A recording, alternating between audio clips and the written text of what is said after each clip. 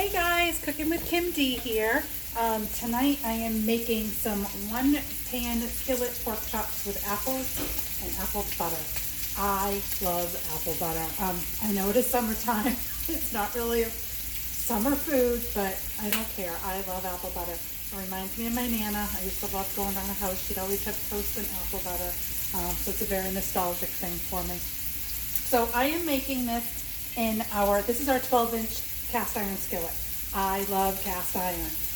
We are not allowed to have a grill here, so this is just such a great way to be able to get like a nice, look at that brown, a nice brown on meats, right on the stove top.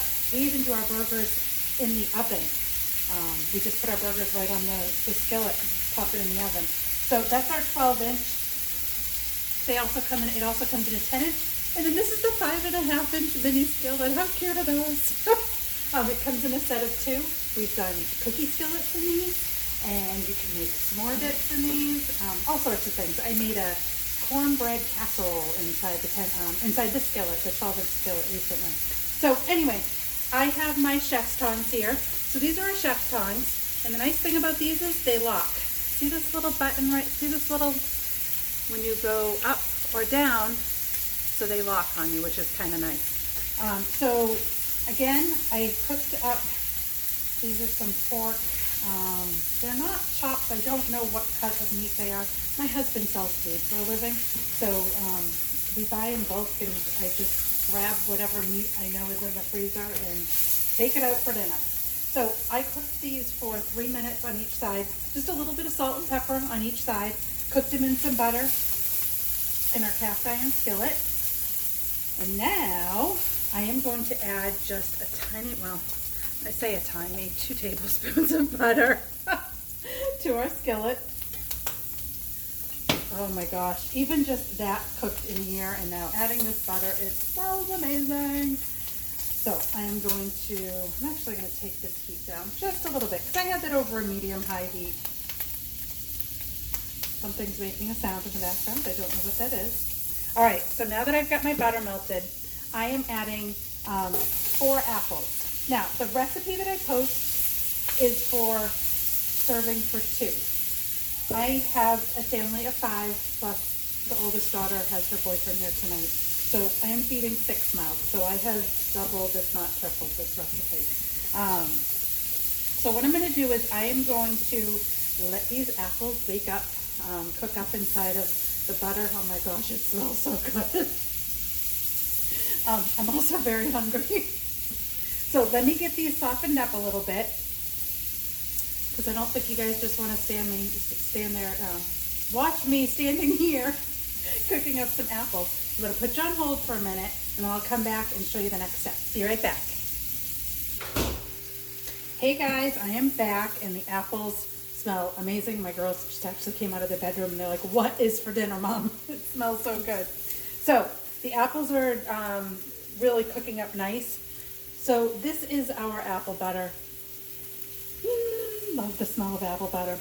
It calls for 15 ounces, which seems like an awful lot to me. So I'm going to start with about half, just to be sure that this dinner isn't too sweet. It also calls for some brown sugar. Again, might be a little sweet for my taste. So that's the nice thing about this kind of cooking. You can add what you want to add to it.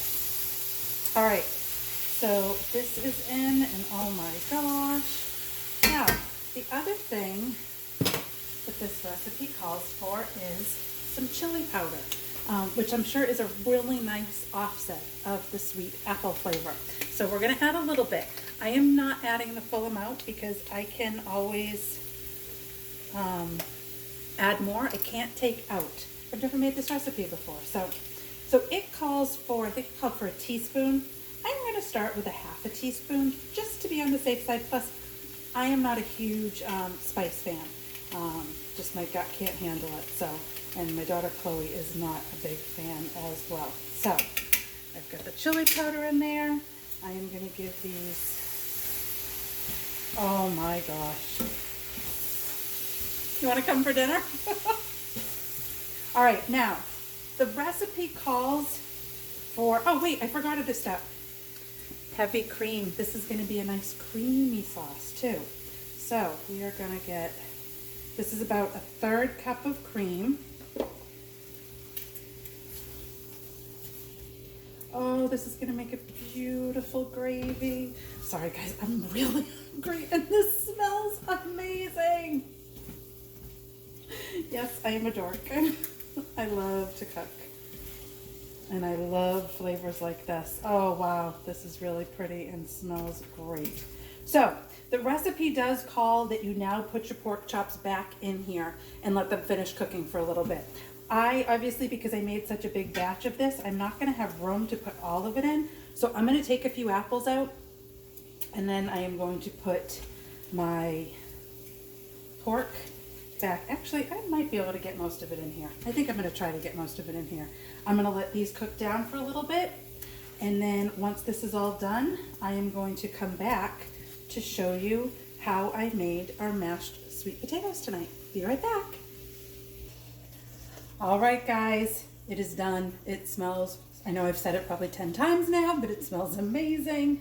We've got the pork chops, the apple butter, the apple, a little bit of chili powder, a little bit of cream. Oh my gosh, it smells great. So with this, let's make it more of a fall dish.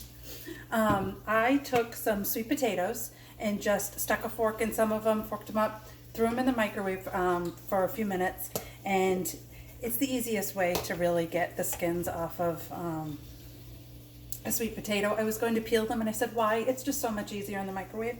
But once I was done, I cooked them up a little bit more and I've added some butter. Now I'm going to use my mix and chop and literally go around and make mashed sweet potatoes. And that's it. So another great use of the mix and chop. Now, this is the 3-quart micro cooker. We have 3 different sizes, 1 quart, 2 quart, and this is the 3-quart. Now, the plus to the 3-quart is, where did the boil over guard go? Up right here. This comes with, now this is the old style. The new style has a white lid. I just happen to have the old style. It works just as well.